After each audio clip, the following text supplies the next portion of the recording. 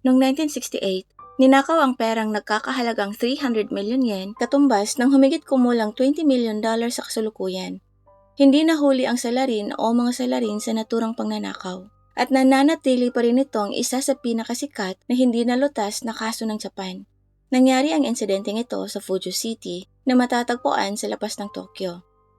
December 6, 1968, nakatanggap ng hindi kilalang sulat ang pinuno ng lokal na bangko. Nakasaad sa sulat na to na kung hindi siya magdadala ng 3 million yen sa itinalagang lokasyon, pasasabugin nila ang mismong bahay nito. Pero hindi niya to sinunod at kung sino man ang nagpadala ng nasabing sulat ay hindi niya rin naman tinuloy ang banta niyang ito. Makalipas ang 4 na araw, naghahandang magdala ng pera sa lokal na pabrika ang naturang bangko.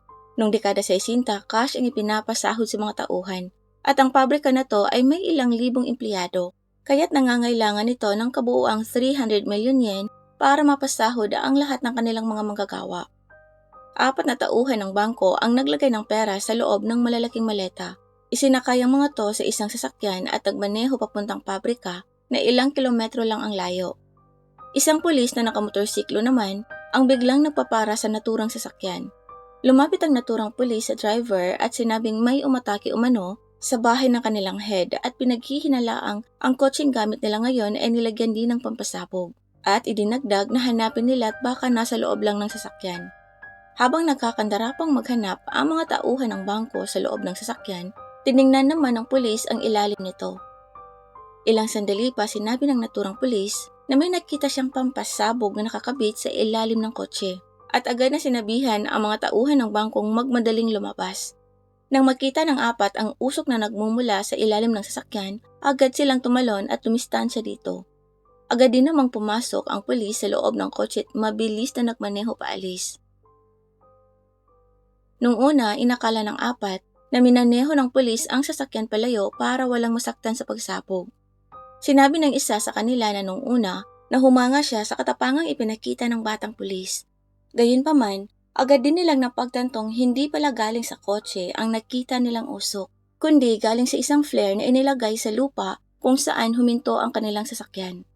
Napagtanto din nila na sa karagdagang inspeksyon, ang motorsiklong ginamit ng nasabing pulis ay hindi isang lehitimong police motorcycle. Komersyal lang tong kinustomize para magmukhang motorsiklong gamit ng mga pulis sa Japan. Sa puntong ito, napagtanto ng mga tauhan ng bangko na ninakawan sila ng 300 million yen.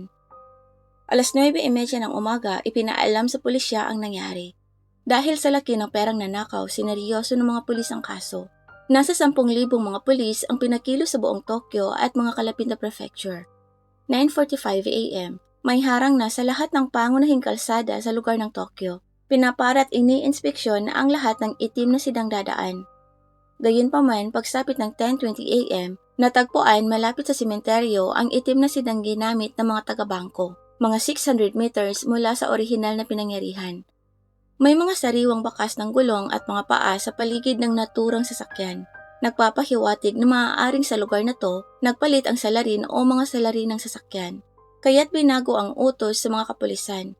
Parahin at tingnan ang lahat ng sasakyang dadaan sa harang. Noong 60s, hindi lahat ng mga pulis ay may radio transmitters kaya't matagal dumating ang mga utos sa bawat pulis na nakabantay sa mga harang. Dahil dito, nagkaroon ng 30 to 90 minutes ang salarin o mga salarin na makatakas at ligtas na makarating sa kanilang kuta. Ang utos naman na parahin na ang lahat ng sasakyang dadaan ay nagdulot naman ng matinding trapiko sa buong Tokyo. Kaya't pagsapit ng madaling araw, kinakailangan ng ihinto ang lockdown para maiwasan ang karagdagang pangkaguluhan. Kinagabihan, nanguna ang balitang ito ng pagnanakaw sa bawat pangunahing pahayagan. Nagulat ang mga tao hindi lang sa halaga ng perang nakuha kundi pati na rin sa napakahusay na plano at pagsasakatuparan na paraan ng pagnanakaw. Mula sa pagpapanggap bilang pulis para malinlang ang mga taga-bangko hanggang sa pagpapalit ng sasakyan para di mahuli. Maraming tao ang umiidolo sa salarin dahil sa pagbangga nito sa isang malaking korporasyon nang wala man lang sino mang nasaktan. Hindi inilabas ng pulisya ang larawan ng posibleng salarin at kaagad na naglunsad ng isang malawakang imbestigasyon. Nung una, napakalaki ng kumpiyansa ng pulisya na mahuhuli ang salarin o mga salarin dahil sa dami ng ebidensyang naiwan. May nakakabit na loudspeaker sa harap ng motorsiklo para magmukha tong totoong police motorcycle. Yon ang ginamit ng nagpanggap na pulis para mapahinto ang mga taga-bangko. Sinuri ng pulisya ang serial number ng loudspeaker at nalaman nilang nakaw pala yon mula sa isang construction site sa may kanlurang bahagi ng Tokyo. May nakita ring maliit na punit ng diaryong dumikit sa loudspeaker nang pininturahan yon ng kulay puti para tumugma sa gamit ng mga pulis. Sinuri naman yon para matukoy kung saang pahayagan nagmula ang naturang dyaryo. Napag-alaman na mabibili lang ang nasabing dyaryo sa kanlurang bahagi ng Tokyo. Kalaunan sa pagsisiyasat, nalaman ding maraming sasakyang sangkot sa nasabing pagnanakaw. May nakitang birding Corolla sa isang iskinita malapit sa pinangyarihan ng insidente at may ebidensya din na ang motorsiklong ginamit sa pagpapanggap bilang pulis ay nakaparada din sa parehong iskinita. Ipinagpalagay na maaaring nagtatago lang sa paligid ang salarin kung saan tanaw nito ang pag-alis ng mga taga-bangkong may dala ng pera. At ginamit ang birding Corolla papunta sa eskinita kung saan nakaparada ang motorsiklo na siya namang ginamit ng salarin palapit sa kotseng gamit ng mga taga-bangkong may dala ng pera. Kung titingnan, may kakayahan ang salarin para i-customize ang isang pang-komersyong motorsiklo para magmukhang motor na gamit ng mga pulis. Dagdag pa dito, alam din ng salarin kung paanong umastang parang totoong pulis, kaya't napapaniwala niya ng husto ang mga taga-bangko. Pagkatapos, may isa pang sasakyang ginamit para naman pangpalit sa sedan na iniwan sa gilid ng sementeryo. Ayon sa mga saksi, may nakita silang asul na Corollang nakaparada sa gilid ng sementeryo. Makalipas ang 4 na buwan, natagpuan naman ang nasabing asul na Corolla sa isang apartment complex. Ilang kilometro lang ang layo mula sa pinangyarihan. Natatakpan ng tarp ang asul na Corolla kaya't hindi agad ito nakita ng mga pulis. Sa loob nito ay ang 3 maletang pinaglagyan ng mga pera, pero syempre wala na tong laman. Ilang nakaw pang mga sasakyang natatakpan ng tarp ang natagpuan sa parking lot na to. Iba-iba din ang pagkakatali sa mga tarp. Nagpapakitang kung ang mga sasakyang to ay nilagay doon para magamit sa pagnanakaw, malamang na maraming tao ang sangkot. Pero kung bakit hindi nagamit ang mga sasakyang yon ay nananatili pa ring misteryo magpahanggang ngayon. Nalaman ding lahat ng mga sasakyang ginamit sa pagnanakaw na to ay nakaw din galing sa kanlurang bahagi ng Tokyo. Muli ipinapakita nitong sa labas ng rehiyon ang operasyon ng salarin o mga salarin. Ang pinakasikat na ebidensya mula sa kaso ay ang larawang ito. Ginawa to ng pulisya base sa testimonya ng 4 na mga taga-bangko. Pinaghalo at pinagtugma nila ang iba't ibang facial features at nakagawa ng imahe na nagresulta sa larawang ito. Gayunpaman kalaunan ay binatikos din ang naturang larawan.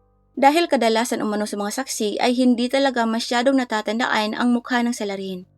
May mga usap-usapan din na ginamit umano ng mga pulis ang larawan ng ibang salarin mula sa hiwalay na insidente at binago lang ito at nilagyan ng helmet.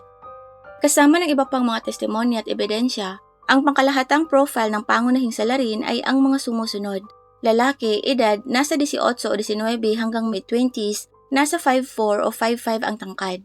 Malamang na nakatira sa kanlurang bahagi ng Tokyo, bihasa sa pagmamaneho ng mga kotse at motorsiklo. May karanasan sa pagnanakaw ng mga sasakyan at may ilang kaalaman tungkol sa pulisya. Isinasaalang-alang na kaya niyang i-customize ang isang commercial na motorsiklo para magmukhang gamit ng isang pulis at kumilos tulad ng isang pulis. Maraming mga pinaghihinalaan pero 2 ang higit na nakakuha ng atensyon ng publiko. Isa sa mga pinakatanyag na pinaghihinalaan ng kasong ito ay isang taxi driver na nakatira sa parehong lungsod. Pinaghihinalaan ang naturang lalaking ito dahil nakatira to malapit sa pinangyarihan ng insidente, ang kanyang husay sa pagmamaneho bilang isang taxi driver, pagiging hawig niya sa larawang hawak ng mga pulis at iba pang ilang mga kadahilanan. Nung una, nag-aalangan ang pulisyang aristuhin ang nasabing lalaki dahil sa kakulangan ng ebidensya. Pero isang tao sa loob ng kapulisan ang nag-leak ng mga detalye ng investigasyon sa media at ilang mga media outlet ang naglathala ng mga artikulo tungkol sa taxi driver bilang ang salarin. Kaya't napilitan tuloy ang mga pulisyang aristuhin ang nasabing lalaki kahit hindi pa sapat ang ebidensya. Gayunpaman hindi nagtagal na lamang may lehitimong alibay ang lalaking ito noong araw ng insidente, kaya't pinalaya na rin siya ng mga pulis. Kaya lang nailathala na ang mga artikulong may pangalan, hanap buhay at iba pang detalye tungkol sa personal na buhay ng naturang lalaki, na siya namang nakasira ng husto sa kanyang imahe sa publiko. Humantong ito sa pagkakatanggal niya sa trabaho, iniwanan ng kanyang pamilya at mga kaibigan at kalaunan ay nagpatiwakal. Sa ngayon, kilala ang taxi driver na to bilang isang kilalang halimbawa ng maling akusasyon. At bakit hindi dapat maglathala ng mga artikulo ang media kung hindi pa kumpirmadong nagkasala talaga ang pinaghihinalaan? Ang nag-iisang pinakakilalang pinaghihinalaan sa insidenteng ito ay ang isang 19 na taong gulang na binatang kabilang sa isang lokal na gang ng biker. Kamukhang-kamukha niya ang nasa larawan at naaresto na rin siya dati dahil sa pagnanakaw ng mga sasakyan. Napakahusay niya ring magmaneho ng mga motorsiklo at wala rin siyang alibay ng maganapang insidente. Higit pa dito, nagnakaw din sa isang supermarket ang isa pang miyembro ng kanilang grupo gamit ang flare para ma-distract ang mga empleyado, kapareho ng paraan ng kaso nito.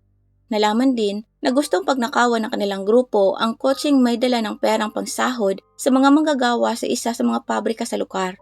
Ilang miyembro na rin ng grupo ang nakabili na ng mamahaling bahay at mga sasakyan matapos ang pagnanakaw sa 300 million yen.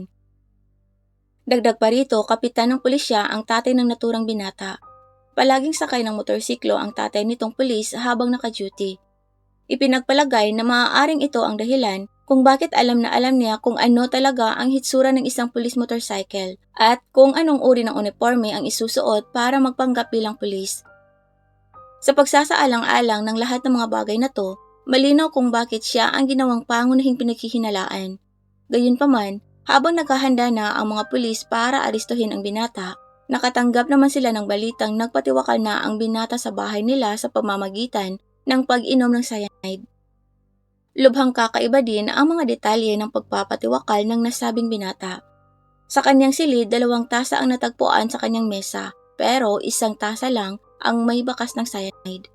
Isang bote ng cyanide ang natagpuan sa kanyang kwarto, pero fingerprints lang ng tatay niya ang nakita sa nasabing bote.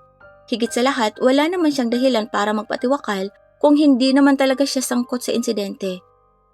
Maraming theories na sumusubaybay sa kaso ang naniniwalang ang binata talaga ang tunay na salarin. Ayon sa kanila, maaaring tinapos ang binata ng kanyang ama para hindi makapagdala ng kahihiyan sa pamilya. Dahil sa pagiging miyembro ng isang gang ang anak at kapitan naman ng pulisya ang ama, malinaw na hindi maganda ang ugnayan ng dalawa. Maaaring nagdala ng tsaa ang ama sa silid ng anak para dun sila uminom at ang tsaang may cyanide ang ibinigay ng ama sa kanyang anak. Pagkatapos ay inilagay ng ama ang bote ng cyanide sa silid ng binata para magmukha tong napatiwakal pero nakaligtaan nitong punasan ang bote. O kaya naman ay ang ama talaga ang utak. Inutusan nito ang anak na nakawin ng pera sa kanya tutuluyang pinatahimik para hindi makapagsumbong at para masulo na rin ang pera. At sa paglipas ng sumunod na ilang taon, mahigit 150,000 ng mga pulis ang lumahok sa investigasyon na nag-screen ng higit sa 10,000 mga pinaghihinalaan. Pero noong 1975, idineklarang sarado na ang kaso. Ginawa itong isa sa pinakamalaking hindi nalutas na mga kaso sa kamakailang kasaysayan ng Japan. Mahigit 50 taon na ang nakalipas mula nang maganap ang kaso ng 300 million yen. Pumanaw na ang karamihan sa mga taong sangkot at malamang na hindi na natin malalaman kung sino talaga ang tunay na salarin. Ang binata bang nagpatiwakal nang magsimulang maghinala sa kanya ang mga pulis, saka iniwan sa kanyang grupo ang perang ninakaw niya para tamasahin ng mga to? Ang tatay ba na maaaring nag-utos sa kanyang anak na nakawin ang pera, pagkatapos ay tuluyan nitong pinatahimik ang anak para makalusot at ginamit ang impluwensya bilang kapitan ng pulisya para masigurong hindi kailanman nakatuon sa kanya ang pagsisiyasat o baka naman ibang tao talaga ang tunay na may gawa.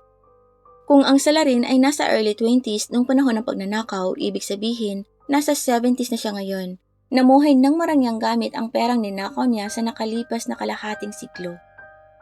Salamat po sa panonood hanggang sa huli. Huwag pong kalilimutang mag-subscribe para ma-notify po kayo sa mga susunod pang videos tulad nito.